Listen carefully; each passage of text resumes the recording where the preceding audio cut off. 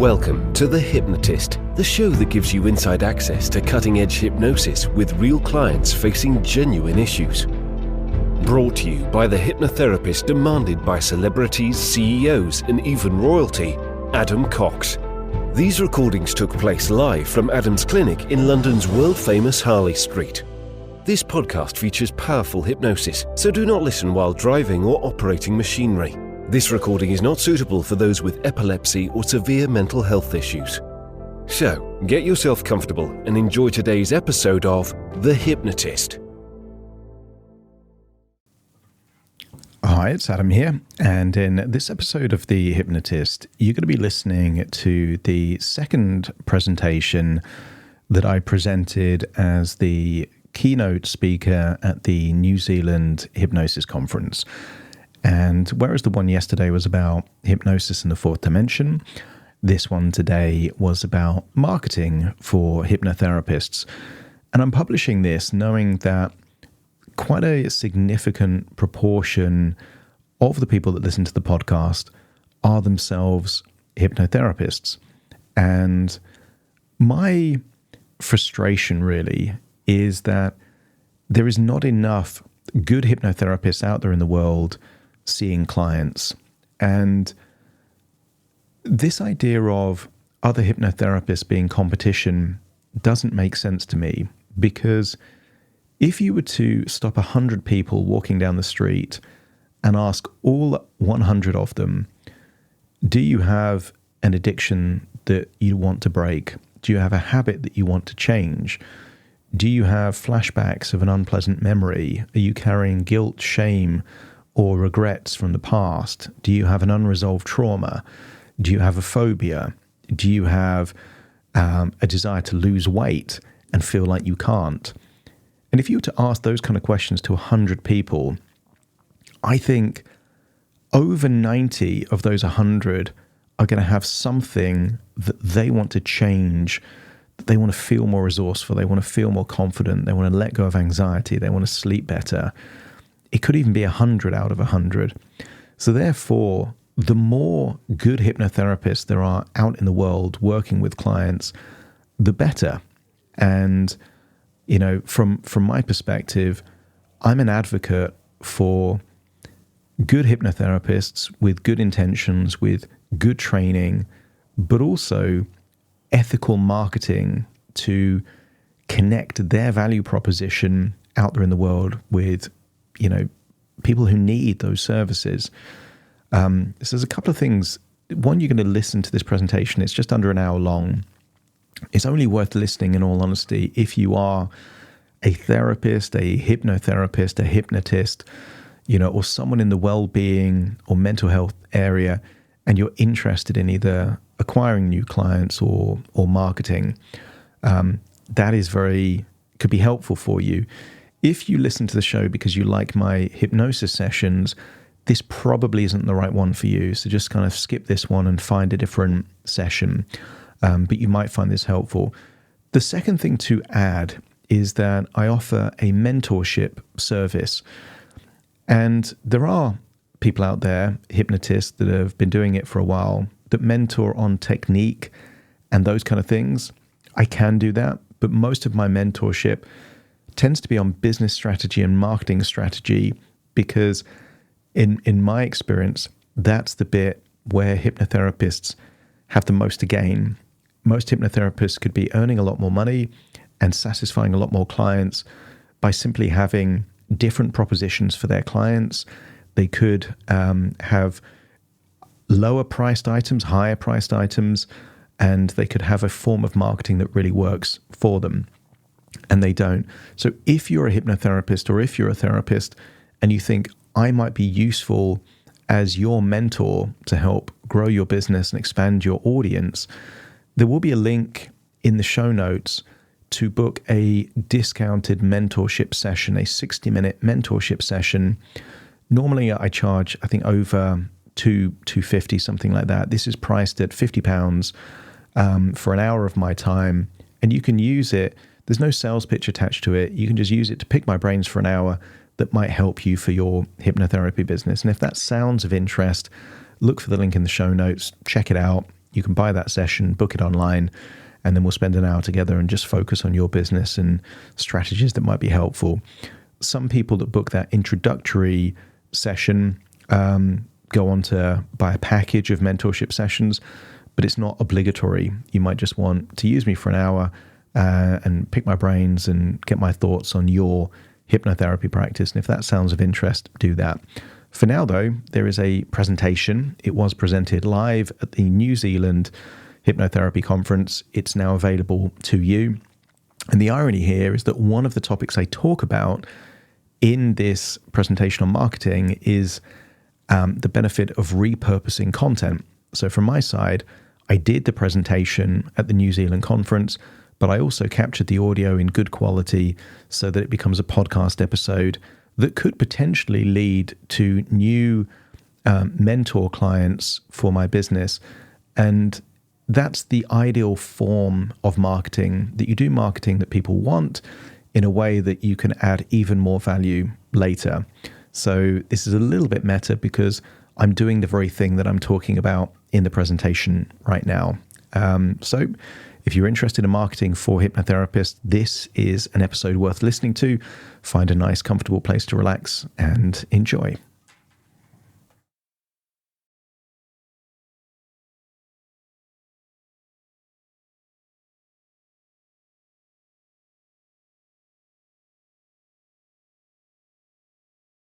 We're going to be talking about marketing, and for me, I'm very passionate about marketing because, like a lot of you, I know a lot of other hypnotherapists, and I did a couple of years of postgraduate hypnotherapy training, seeing a lot of people. I felt obsessed about the wrong kind of things. They were obsessed about their website. They were obsessed about business cards. Always felt they needed more and more training. And unfortunately, a lot of those people that I graduated with are no longer hypnotherapists, not because they're not good hypnotists, but because they could never find a way of having a constant flow of clients. And I think that's a tragedy. And, before or during COVID, there was a platform called Clubhouse. I don't know if anyone recalls Clubhouse, but I had a hypnosis room on there with a couple of other hypnotists, and that was a topic we were talking about a lot because a lot of hypnotherapists enjoyed hypnotherapy, but they couldn't make it viable. They couldn't generate enough clients at the right price point to make it work. So today, that's what I'm going to be talking about, and hopefully that's useful. It's also going to be a little bit quicker than yesterday, so we've got some time at the end for questions because I appreciate we kind of ran out of time yesterday talking about the fourth dimension. So, a little bit about me. I think I mentioned it a little bit yesterday, but I've been a hypnotist for about 10, 11 years, but that wasn't where I started. I became interested in hypnotherapy because I had severe social anxiety as a teenager, but it was only after creating a PR agency that I actually became a qualified hypnotherapist and started working with clients. So my background is that I worked in a radio station, and my job there was to sell radio advertising. So I had to work with owners of small businesses and learn about their kind of branding, their advertising strategy, and that kind of stuff. I then moved into a PR agency, and the thing that I liked about radio was that people loved the radio, they loved listening to the radio, but they hated the adverts, and I was selling the adverts. So I kind of had a bit of an issue with that.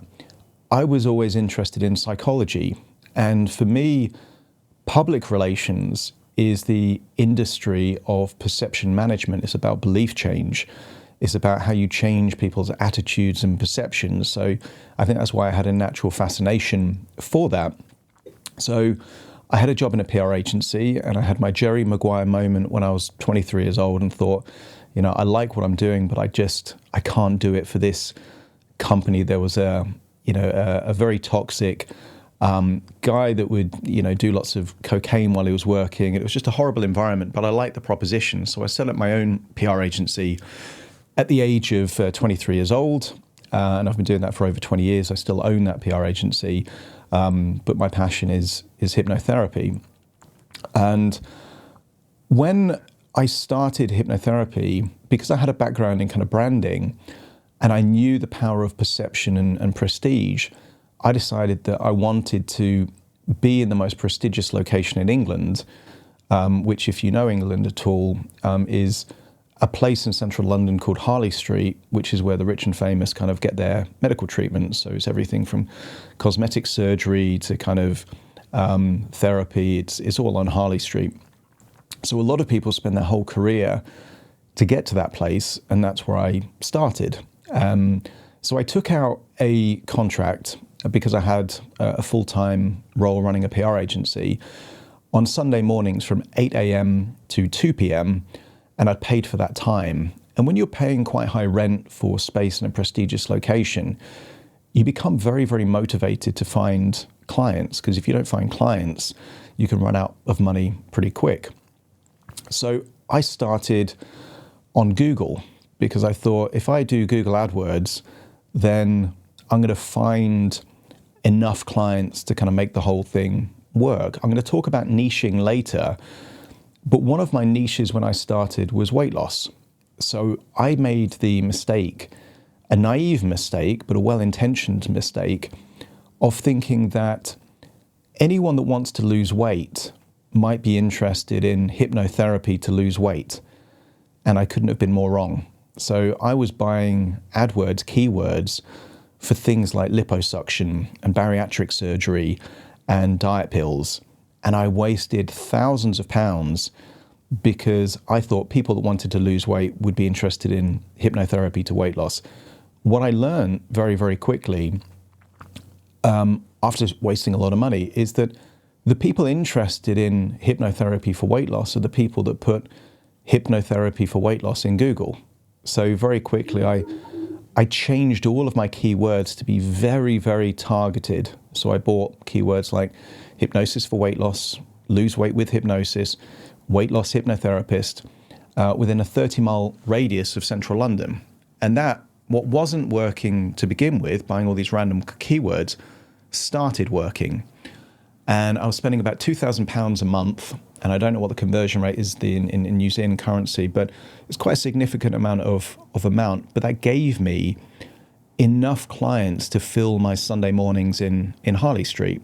And I've always had the belief system that you can't learn to swim by reading a book, and you can't become a good hypnotherapist by just doing training. The only way to become a really good hypnotherapist is to do lots of hypnotherapy. And that's why I thought I needed to have a lot of clients, because the more clients I work with, the better at hypnotherapy I'm going to become. And that's what I did. And unfortunately, it gave me one good thing and one not so good thing. It gave me enough clients to be busy for about 3 or 4 years in central London in a very prestigious location. That was great for my reputation. It was great for my experience being a hypnotherapist because I had regular clients.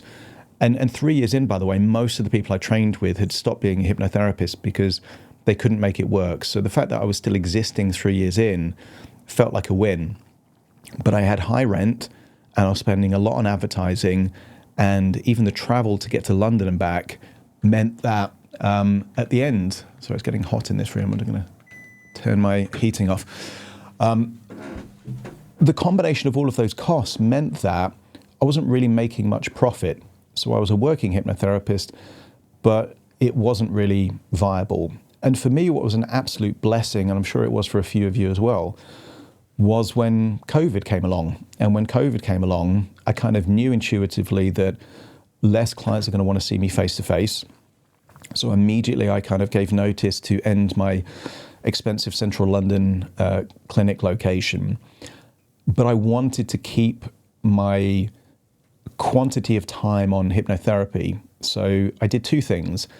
I launched a podcast called The Hypnotist, and the concept was something slightly different. Some of you will be familiar with a podcast called Brain Software by Mike Mandel. I think it's an amazing podcast. If you haven't listened to it, check it out. It's great to learn about hypnosis. And there's some quite good training hypnosis podcasts.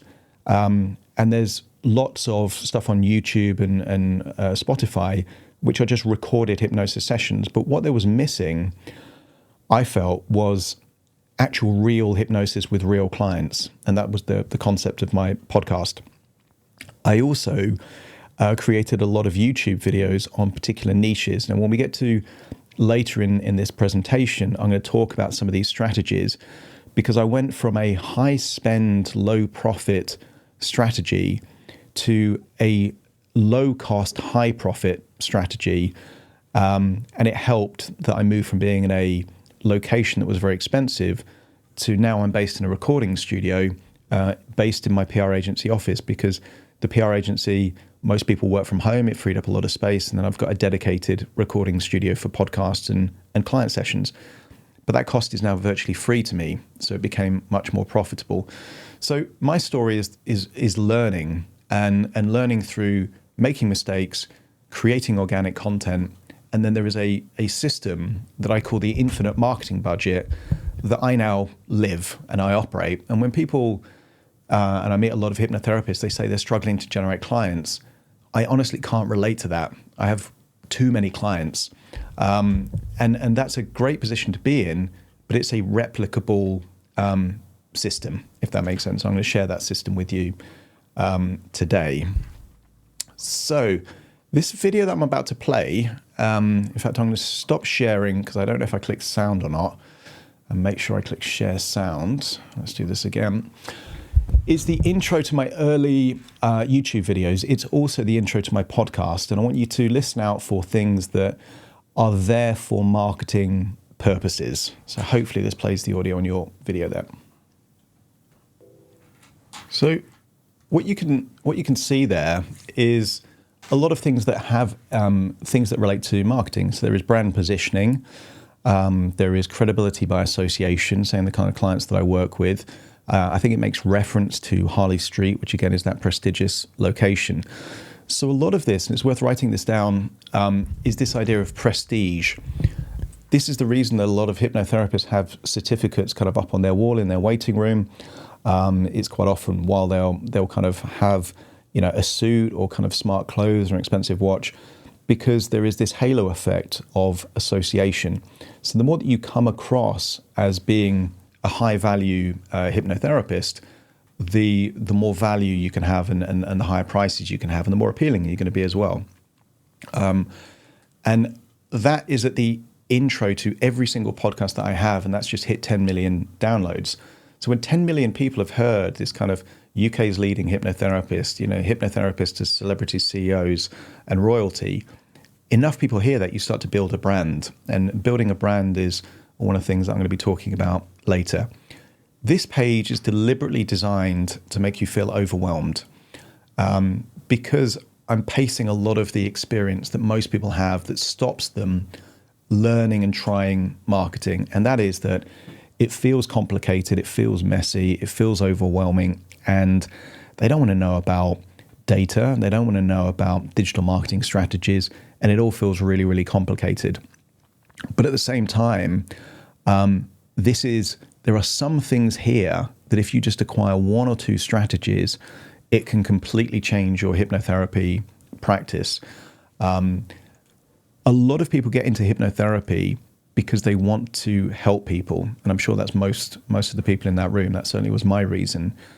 The paradox and the irony is that the people that want to help people the most have the least interest in learning about marketing, which would actually lead to more clients that they can then actually help people. And that's why it's really important to learn just one or two things about marketing so that your impact on clients can be amplified and you'll become a better hypnotherapist simply because you're a busier hypnotherapist. Hopefully that makes sense. So I'm going to start with 5 misconceptions that tend to be quite common misconceptions. And the great thing about talking to a room full of hypnotherapists is that you already know that you can change beliefs. So if any of these 5 beliefs or misconceptions are a belief, I want you to set the intention now to change it. And you know that you can do that.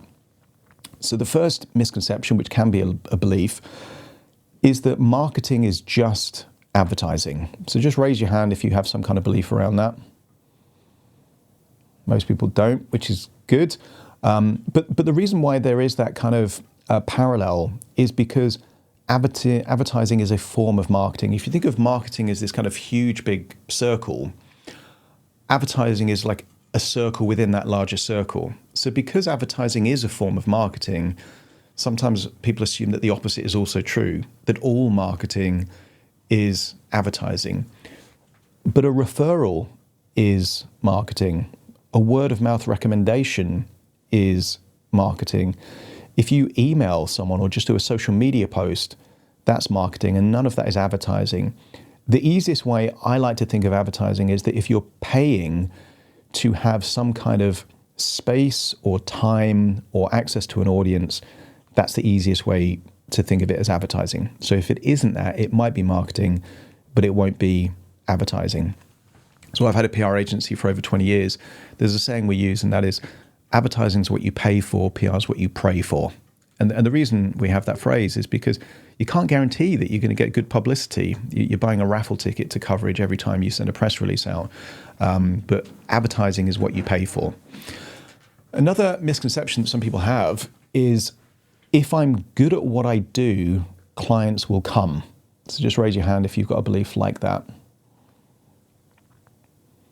Yeah, couple of people. Now, again, there's an element of truth to all of these things, because all of you have had at least a few word-of-mouth recommendations. You did a great job for someone, and as a result of doing that great work, you then got recommended to a few other people.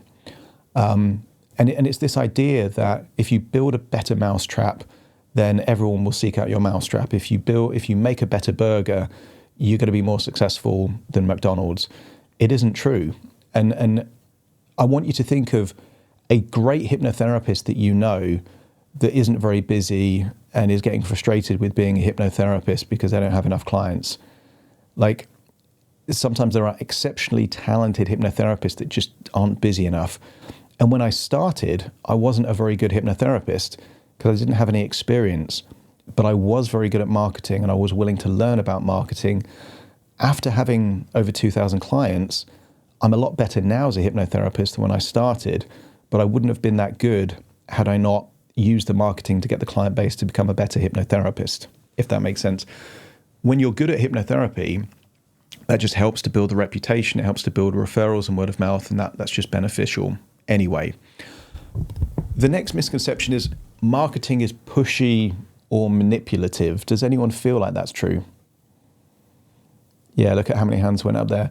So the key thing is, it can be.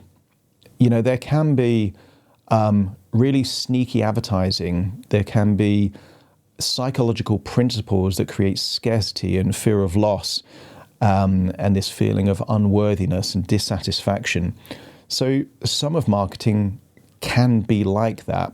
It's this idea of make the prospect feel horrible about their situation and then position your solution as the only solution. But just because marketing can be that way doesn't mean it has to be that way. In the same way that communication can be aggressive and rude, but that doesn't mean that all communication is aggressive and rude. Communication can also be empathetic and kind.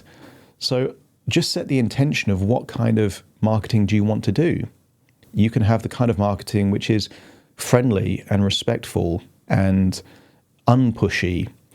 Almost every podcast episode that I publish, I do have almost a call to action, a little sales message, and it goes along the lines of, this session was created for someone else. It might not be perfect for you. If you like the idea of working with me, there's a link in the show notes where you can schedule a free consultation call. That's it. It's as pushy as it gets. I'm not saying you've got a problem, I can fix you, I can solve it, limited spaces, any of that nonsense. It's just, it's there. So you can have a message without it needing to be salesy or pushy, if that makes sense. And that's just an intention that you can have. Does anyone believe that social media is only for young audiences? Not really. Okay, so we won't spend too much time on this. Yet you're going to find more young audiences on TikTok. Your average 60-year-old, 70-year-old isn't on TikTok, and your average 50-year-old isn't on Instagram. But there's a lot of audiences that are. And because I create most of my content on YouTube and Spotify, I get access to a lot of analytics. 65% of my audience is female, and the average age is between 45 and 55. So I just know that there is a very different audience than these kind of younger audiences, if that makes sense. And the final misconception here is that marketing is expensive. Anyone believe that? Yeah, a couple of hands went up there. So again, this might be linked to this idea that marketing is advertising, and advertising can be really expensive. And here's the key thing. Even on advertising, you want to focus not on the cost, but on the value. If you were spending $100 to generate $300 worth of clients, then it's good value. It almost doesn't matter what it costs. Is it valuable is a more important thing. And if you acquire email addresses as a result of any marketing that you do, whether it's paid for or organic, then emailing the people that you already have email addresses is almost free. So it can be very, very cost effective. So if you've got any of these beliefs on screen, again, just make a note that you can change them, and I'm sure you're all very good at belief change. So what can marketing do? Marketing can do a lot of things. It can raise awareness. You know, if people don't know that you're a hypnotherapist, how can they work with you? I'll share something interesting with you, because on that intro video, you saw lots of TV appearances and kind of references to kind of things like Sky News and the Times newspaper and you know, big newspapers. My own family wouldn't work with me as a hypnotherapist until I was featured in national media. And then they're like, oh, maybe he can help. And there is that weird credibility that sometimes if people in high regard value you, then they will. This is a psychological principle of social proof. So marketing can raise your awareness. It can boost your credibility. It can build an audience. It can build a loyal audience.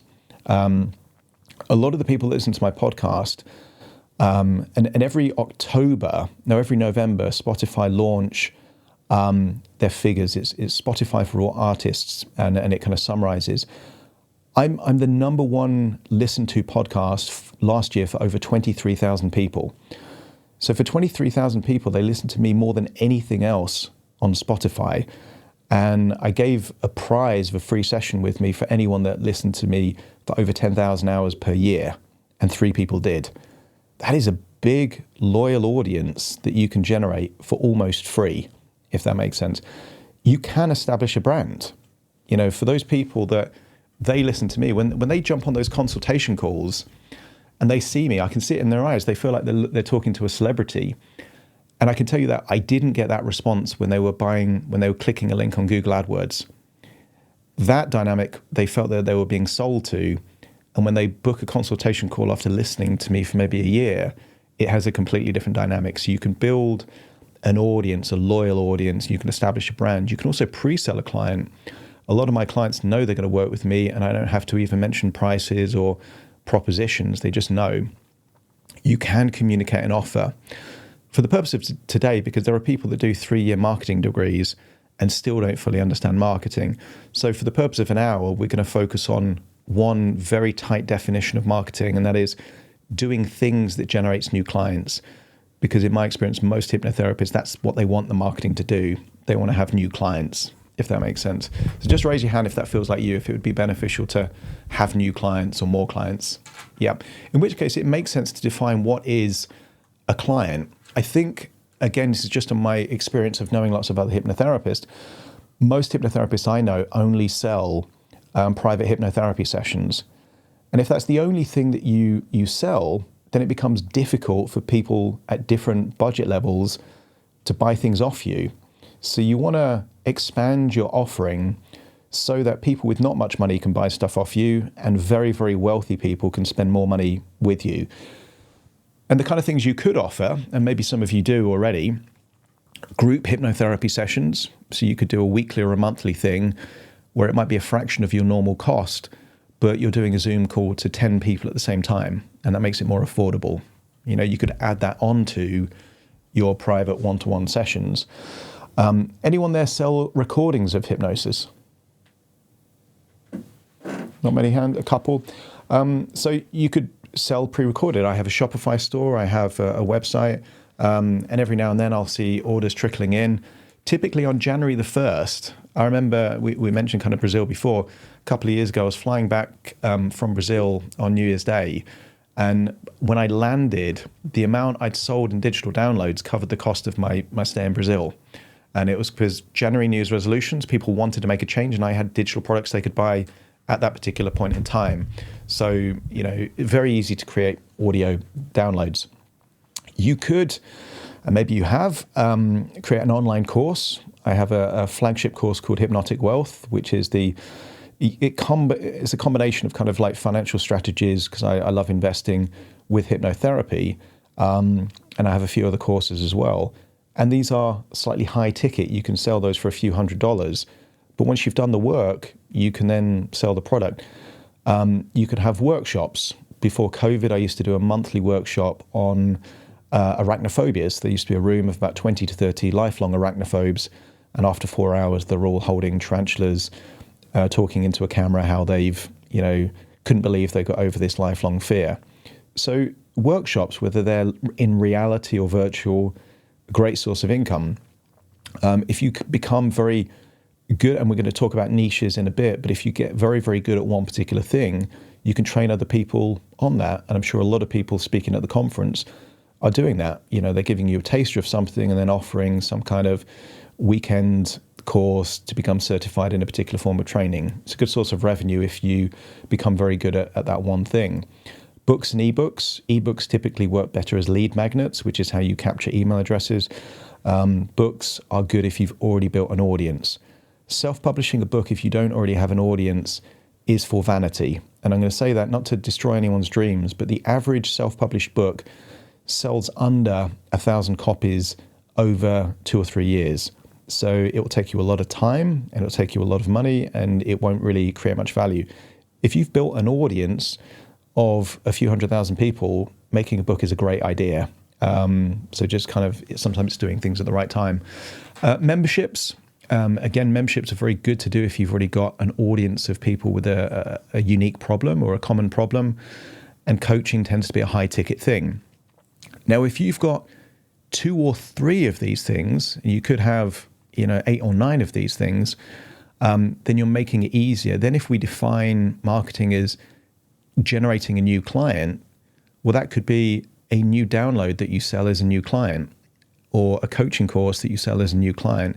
You're just making it easier to make the game winnable by having more things that people could buy from you, if that makes any sense.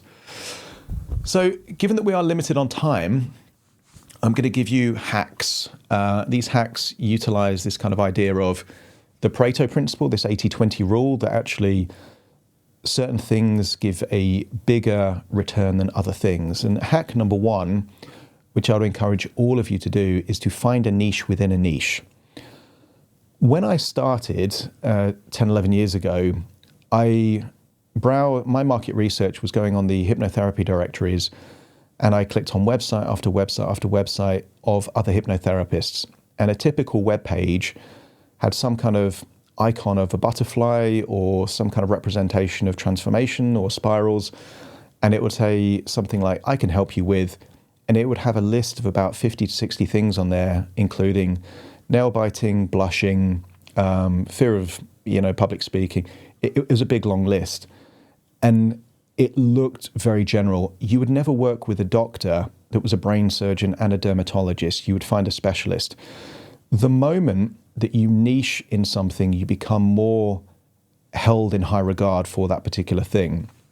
This is an image of a guy called Naval Ravikant, very, very smart guy. He has a quote which I really like, and that is, the best person in the world for anything gets to do it for everyone. And I would encourage you to figure out the thing that you want to be the best in the world at. And hypnosis, if you went back 20 years, the niche was that you were the hypnotherapist for your particular town or region. And that was a strong enough niche. But in an environment where people can do virtual sessions all over the world, better to have a small niche and then offer that to the entire world, or the English-speaking world, is a better strategy, if that makes sense. So there is a couple of things here that might help. How do you find your niche? It might be a specific problem. When I started, I really honed in on weight loss and phobias. There might be something that you find that that's where your clients are coming from anyway. Okay, that's a clue. You could dig deeper into that niche. It could be a specific audience. Some people know, most of my clients are women aged between about 30 and 50. It's not exclusively that, but most of them are. I could create a program just for women. I don't, but that could be a way that you can kind of create a niche. It could be a particular condition, people with ADHD. It could be people in executive positions, whatever it might be. But you ideally want to find your niche either as a problem or an audience. And it could even be both. It could be female executives that want to lose weight. And that sounds weird, but the tighter you make that niche, the more likely you are to be the world's best at that particular niche, if that makes sense. You want to harness your own personal interests or knowledge.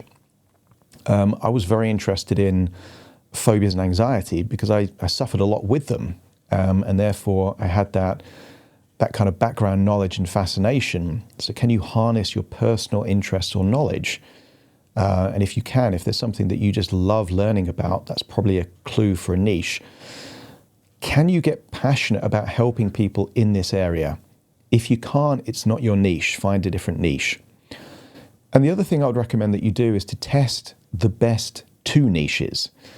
We're going to talk about testing later, but when I started, I had two niches. I had weight loss and phobias because I wasn't going to let my ego get in the way and say, I'm going to be the expert on this. I wanted the market to tell me what they wanted me to be. Later on, when you build an audience, you can kind of move outwards. But to begin with, you really want to be focused. And that really helps with doing things like buying keywords. So when I was buying keywords for weight loss, hypnosis and hypnotherapy for weight loss, that helped that I was a weight loss hypnosis and I had a brand called Hypnoslimming, and the website was all about weight loss for hypnosis for weight loss. The tighter the niche, the more credibility you have is really the logic there. So that's hack one, become an expert in a niche. Hack two is to turn yourself into a brand. And the key thing is, if you are selling hypnosis, if you are a hypnotherapist, then effectively people are going to try and compete based on price and specialization. But the moment that you become a brand, people want to work with you because it's you. And that carries a lot of value. And when I first started, there was no brand at all to me. I'm not as big as Paul McKenna or Tony Robbins or Richard Bandler or Marissa Peer by any stretch of the imagination. But I'm following a path where to some people, I am a brand. To some people, I am their hypnotist. I'm the hypnotherapist they know. I'm more of a celebrity to them than Paul McKenna is for certain people, if that makes sense. You don't have to be the most famous person in the world. But if you are the world's leading expert on your niche, you're halfway there to becoming a brand, if that makes sense. So the number one tip to become a brand is be the expert in your niche and have a USP. USP stands for unique selling proposition. Have something that makes you different. And if you have something unique to you and you're an expert on a particular topic, becoming a brand is winnable. It's difficult, but it's winnable.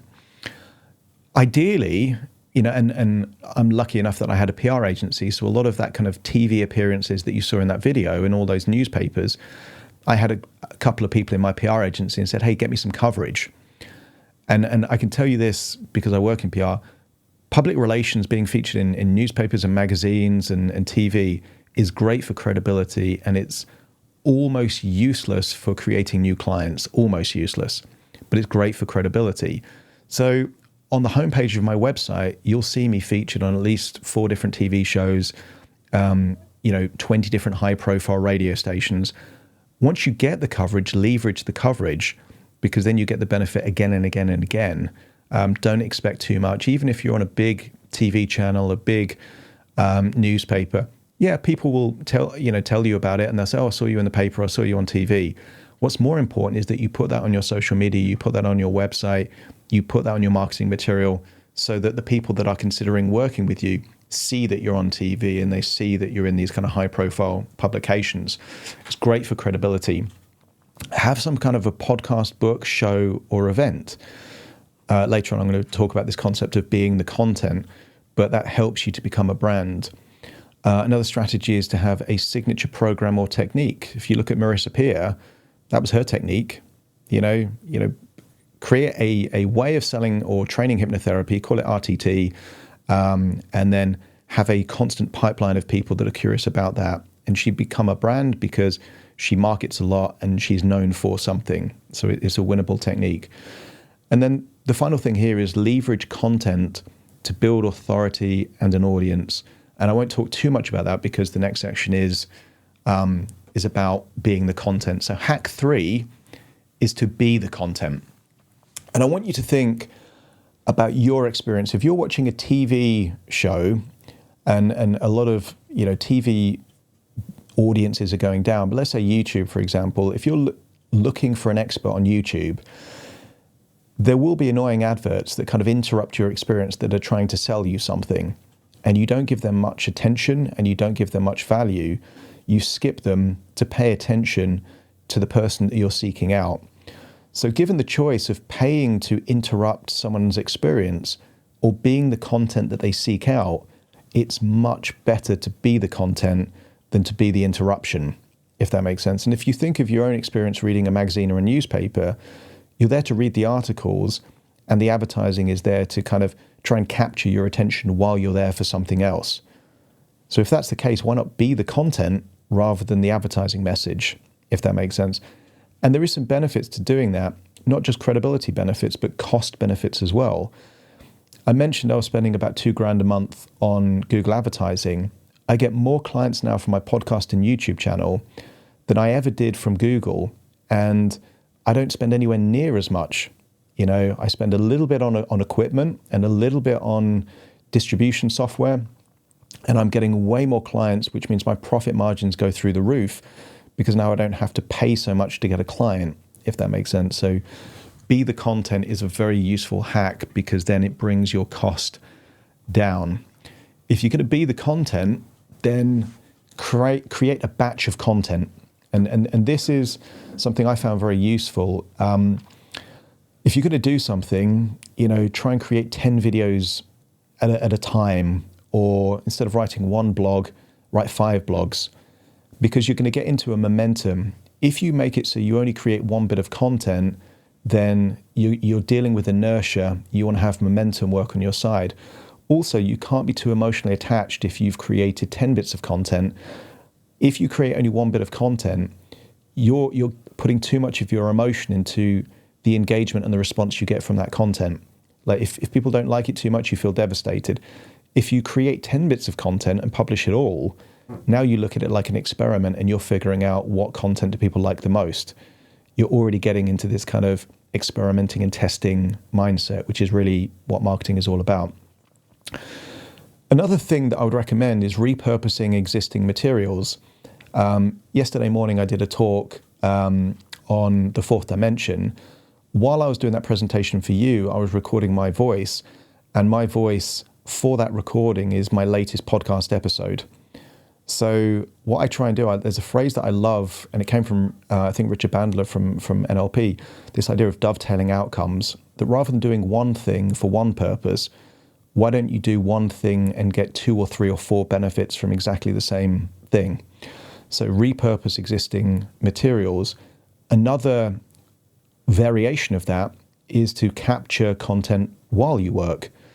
So quite often my podcast episodes come from me working with clients anyway. So it makes it a very, very easy way for me to always have a constant stream of content. I would encourage you to find your favorite type of content or platform. I've tried TikTok, I don't like it. I've tried Instagram, I don't really like it. I've only had to find 2 platforms that work for me, and that is podcasting and YouTube. And that's more than enough to keep me busy. That's more than enough for a 6-figure hypnotherapy income. And most hypnotherapists would be over the moon if they could kind of make it their full-time living. You don't have to know every platform and every type of content. I prefer voice more than video, and I prefer pre-recorded more than live. But at the same time, you get to experiment. You only have to find one or two that you really love, and you get good at that, and that's all you need. When you're advertising, you calculate an ROI based on the results divided by your budget spend. ROI stands for return on investment. You need to do something similar with organic content. The thing you're measuring, though, is your time. And I would say whatever you charge a client for an hour of your time, whatever your hourly rate is for a session, that is the price that you want to allocate to your content creation. So if it takes you an hour to create one bit of content and you charge $150 for an hour of your time, then that is $150 perceived cost. And you need to do that because otherwise you can fall into the trap of thinking that your time is free. No, there is an opportunity cost to your time. And if you could generate clients more efficiently through advertising than the time it takes to create content, then you should pay for advertising rather than create organic content. And that's why batching content or repurposing existing materials or capturing content while you work is great, because it brings down the cost of creating content, if that makes sense. So you've got to measure how much time it takes to calculate an ROI. And then the final thing is make it fun, and it will be consistent. And the reason I say that is that when I launched my podcast, for the first 3, 4, 5 months, I was averaging about 4 or 5 downloads a day. Now, if you're honest, raise your hand if you would give up if you were doing a podcast a week and you were only getting about 4 or 5 downloads a day. A few of you, okay. And if you were doing it only to get clients, that's the right call to make. I was having so much fun making hypnosis recordings that actually the audience, I couldn't care less about, and if you're doing it, if you're creating content in a fun way and you're enjoying it, then any kind of clients becomes the icing on the cake rather than the cake. So that is also a hack. Find a way of creating content that is just so enjoyable for you. And here's the interesting thing. I kept on making hypnosis sessions for my podcast, and then eventually I created one inspired by a movie. The movie was called Limitless, and that generated a couple hundred downloads, and then it grew from there. And while it started at 4 or 5 a day, it's now averaging about 15,000 downloads a day. But I would never have got to that point if I would have given up at the point where it was just getting 4 or 5 downloads a day. So consistency is key when it comes to content generation. But if it's not fun, you won't do it consistently enough, and then you'll give up right when you're laying the foundations for it to turn into something massive. So, give it a nice runway. Right. Hack number 4, don't guess, test. And it's one of my favorite things because there's too much emotional attachment to marketing and content creation. All of you have had the experience of putting a social media post up, and after an hour you haven't had a single like, and you're like, should I take it down? Like you're getting emotional attached to the kind of the reaction. So treat everything like it's an experiment. If you put something out there and people like it, great, that's feedback. And if they don't, that's feedback as well. It's all a feedback loop, and that way your emotions aren't in the game. It's just figuring out what works. And if I didn't check my return on investment on those early Google AdWords, I could have wasted even more thousands. But I looked at the figures, I looked at the return on investment, I looked at the cost per acquisition, and that enabled me to stop a strategy that wasn't working and then try something else that was. I know from my podcast that whenever I do an episode based on things like sleep, if it's based on quitting smoking, if I do it based on law of attraction, I get more downloads than if I do something based on a niche issue like bruxism or a specific phobia. But you get to see all this. This is the great thing about living in the age that we are. There has never been so much analytics. So you don't have to guess. You might say, well, I don't know what my niche should be. Okay, test a couple out, see which one works better. I don't know if TikTok or Instagram is is going to work better. Test them both. Whichever works better, that's the one you keep doing. So it just takes all the guesswork out of it. So there's a phrase used in marketing, and it's called an A/B split test, which sounds technical, so I'm going to make it really, really simple for you. An A/B split test means comparing just two things, because if you try and compare 5 things at the same time, you won't know why there's an improvement, or if there is an improvement, what the thing is led to that improvement. So you've got to keep it really simple.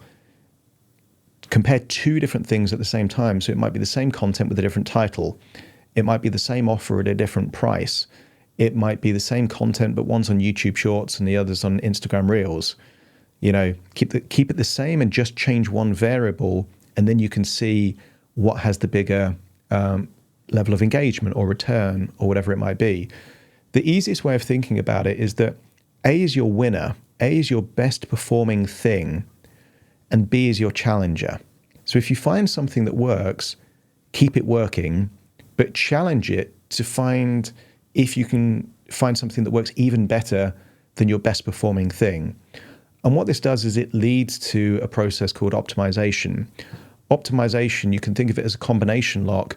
You're constantly testing different things until you find something that works. And when you find something that works, keep doing that thing until it stops working.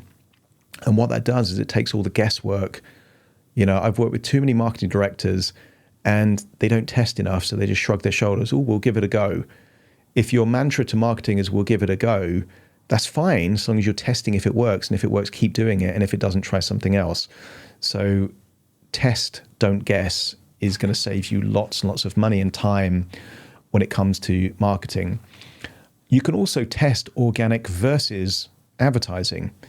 Let's say, for example, that you price your time at $150 an hour.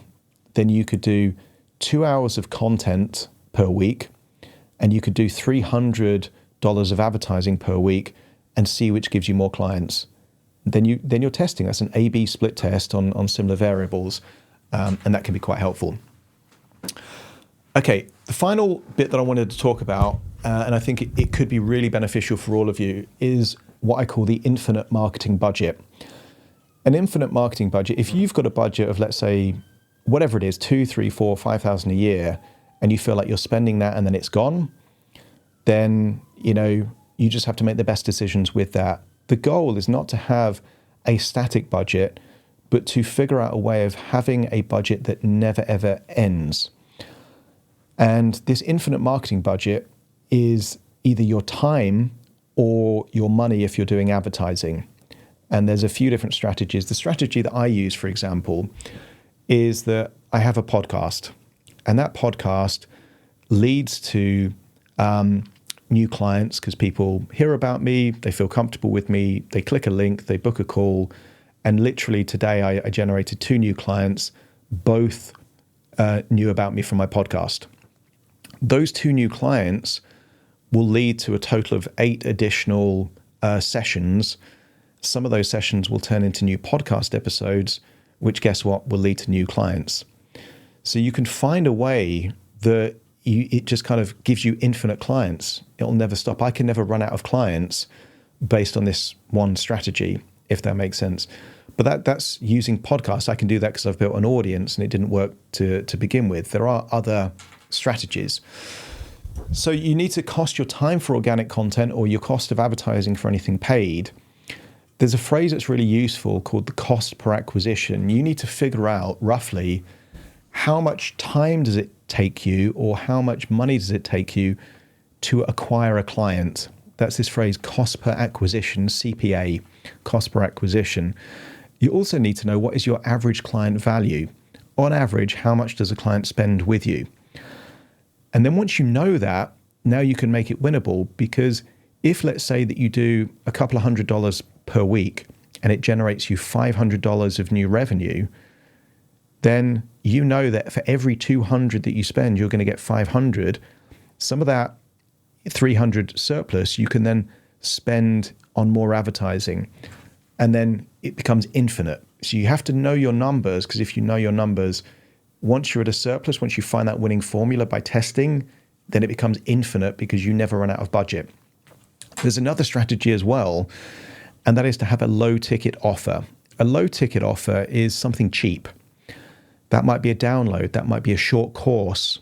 And a lot of these course platforms like Teachable and Thinkific, you can have a free thing. They charge about 3% commission, but it's free to host on there. So if you've got a course that say is $100 and you've got some organic content or advertising that you're capturing email addresses, but for every $100 of advertising that you spend, you make one sale of $100 digital product or $10 downloads, for example, the low ticket offer covers the cost of advertising while giving you lots of additional leads and upsells on the clients that you already have. It becomes an infinite marketing budget. Because the low ticket offer covers the cost of marketing, you never run out of marketing budget. And that's how you can get to a point where everyone can know who you are, and then you can become a brand and you can make your money by upselling the low ticket sales and leveraging the emails. Because once you've got those emails, you can broadcast to them on these email software like MailChimp and Aweber. It's very low cost to do because you've already got the emails, if that makes sense. So collect and harness email addresses. Some of you already have loads of email addresses and you're not communicating with them. That becomes a useful thing to do. And the final thing I would say is you want to test multiple strategies to build a moat. Once you've found a winning strategy, so I could have rested on my laurels with a podcast, but instead the podcast was working, and then I tried to replicate that strategy on YouTube. And when that works, I might do something similar on TikTok or Instagram or something like that. Find a winning strategy and then replicate it in other areas so you're not relying on one strategy. The one final thing I would say is once you get good at marketing, you're going to get too busy, and there will be a temptation for you to turn clients away. Write this down. Never turn clients away. If you have to turn clients away, then the thing you need to do at that point in time, because you're so busy, is to raise your prices. Because when you raise your prices, you'll have less clients, but they'll pay you more, which gives you more money to do even more marketing to find more high-paying clients. Never, ever turn a client away. If you're getting too busy, raise your prices. And you can always have your low-ticket offers as a way to cater to those people that now can't afford your one-to-one hypnotherapy rates, if that makes sense. That's me done. This is the question page, so I'm going to... Thank you for listening to The Hypnotist with Adam Cox, the show that gives you inside access to cutting-edge hypnosis with real clients facing genuine issues. To automatically receive the latest episodes, please subscribe. If you'd like to support the show, please share this episode with just one friend you think it could help. And if this episode helped you, please leave us a 5-star review.